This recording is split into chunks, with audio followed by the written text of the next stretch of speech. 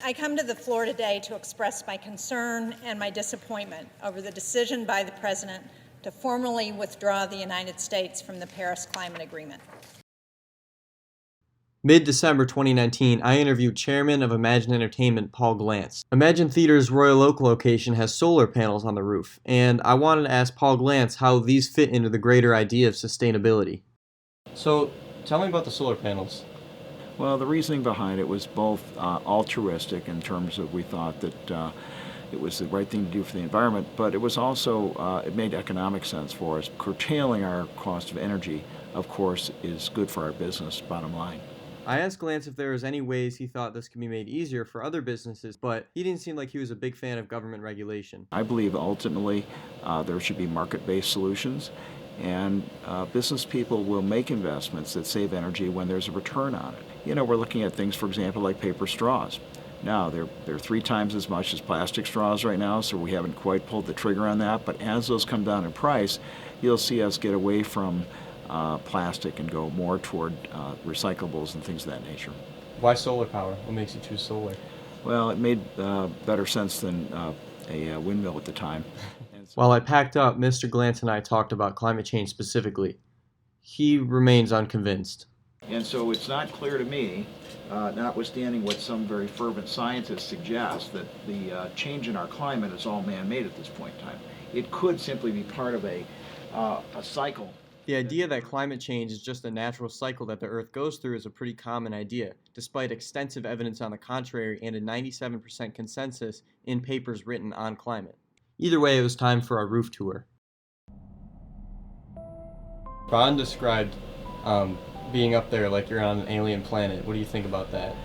Oh, I think our roof is interesting. I don't think it looks like an alien planet per se. I think it looks like lots of mirrors pointing toward toward another planet. Being on the roof was one of those rare moments in which you feel like you can catch a little glimpse of the future. I imagined an entire city powered by these shiny blue panels. They glinted almost gold in the sunlight. Yeah, I've noticed they're definitely got quite the array up here. I spoke to Ron, an Emagine employee. Do you think stuff like this should be more common? Do you think we should be trying to reduce our footprint? Without a doubt, yeah. You know, things like this, you know, wind energy, it just makes too much sense. You know, I mean, there's islands of plastic floating around in the ocean, for God's sake. Paul Glantz's mention of market-based climate solutions stood out to me, but I'll get to that in a minute. After visiting Emagine, I reached out to Al Warner, a resident of Brighton, Michigan that made the paper for installing solar panels on the roof of his home. Mr. Warner, a retired engineer, spoke precisely and passionately over the course of our 22-minute video call, giving long detailed answers and occasionally getting sidetracked to give me things like the specifics of household energy configurations. To him, the climate problem was deeply personal. I remember thinking to myself, I wish everybody felt this way about the climate crisis. People never tell the truth if lies are what pay their salary. That's Warner on how difficult it is to get major corporations to admit they're part of the problem. So the only way to change it is through our government. We had a Michigan proposition that was going to mandate constitutionally that our utilities use wind power, and it got voted down. The Paris Climate Agreement was introduced as a solution to global climate change. The main goal of the Paris Agreement was to keep the increase in global average temperature below 2 Celsius. While the United States opted out of this agreement, many cities are choosing to adopt it anyways. Royal Oak is one such city, and I spoke to Mayor Michael Fournier about this. When the opportunity came up to let our residents know and let the state of Michigan know and anybody else who cares to know what our values are, we took the opportunity and moved forward with, supporting the Paris Climate Accord. You know, the resistance out there is still challenging. I mean, there are still folks out there that deny climate, and then there are some that understand climate change is here, it's caused by man, but I really don't want to inconvenience myself. For example, everyone's about renewable energy until you put a windmill in their backyard, and then they're like, wait a minute.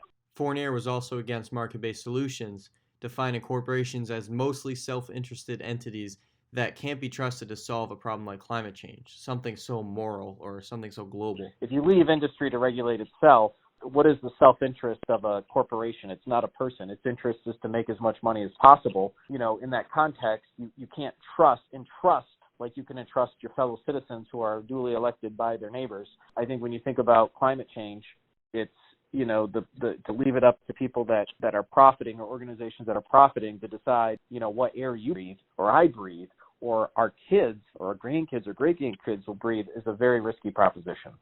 While working on this project, I noticed those convinced that climate change was a real pressing issue were very concerned, almost frantic.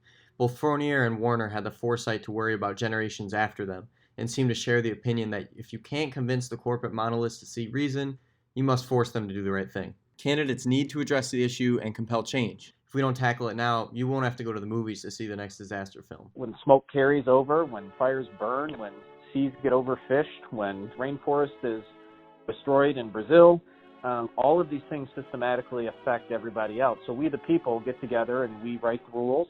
I believe the power resides in us, the people, not in corporations, not in the wealthy, but in us. And that's not socialistic, that's not anti-American, that's more American than any other concept that you can think of.